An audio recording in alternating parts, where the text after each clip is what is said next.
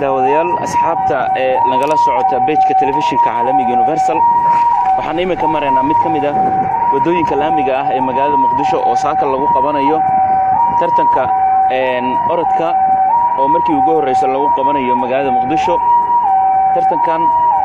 ayaa wuxuu yahay mid ay ka qayb galayaan dhalinyarada ku nool degmooyinka gobolka Banaadir waxaana socod ay ka soo bilaabeen isgoyska lambar 4 ee magaalada Muqdisho iyaga oo doonaya in ay tagaan ilaa iyo xarunta daljirka Dahsoon ee magaalada Muqdisho. qaar ka mid ah dadweynaha ku dhaqan magaalada Muqdisho ayaa waxay isugu soo baxeen wadooyinka laamiga ah ee magaalada Muqdisho si ay u daawadaan tartankan orodka ah oo dhalinyarada ku dhaqan magaalada Muqdisho ay ka qayb galayaan. waa tartan noociisa aan abid wili hore loogu qaban magaalada Muqdisho waana mid ka mid ah tartamada ugu xiisaha badan oo dhalinyarada ay ka qayb galayaan.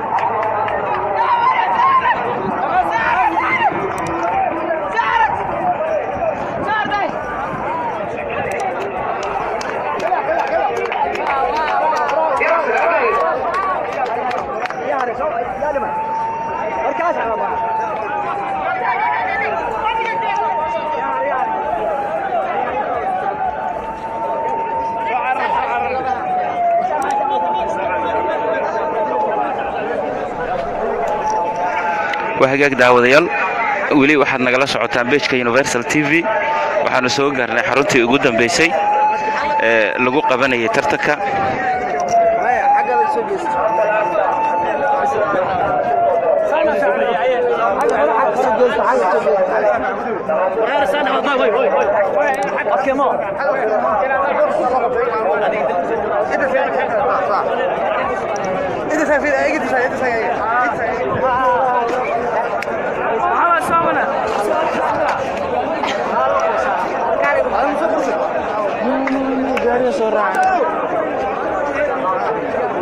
عمر سامر لا ما سبس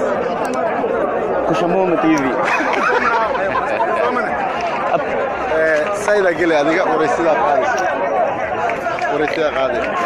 لايف في فيسبوك وكتير أوكي فيسبوك تي في ها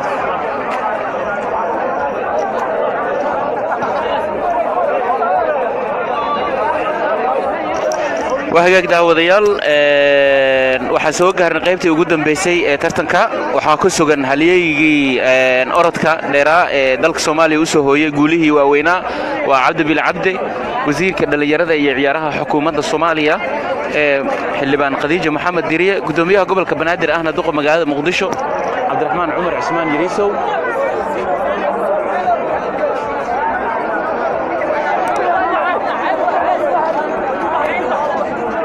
waxaana iminka la bixinayaa biladihii loogu talagalay in la siiyo dhalinyarada gashay kaalinta koowaad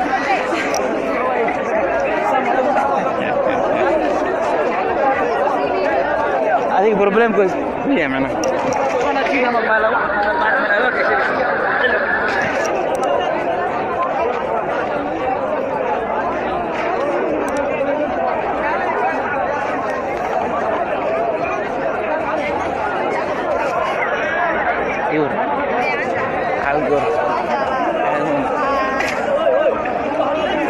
عادي هارلو كده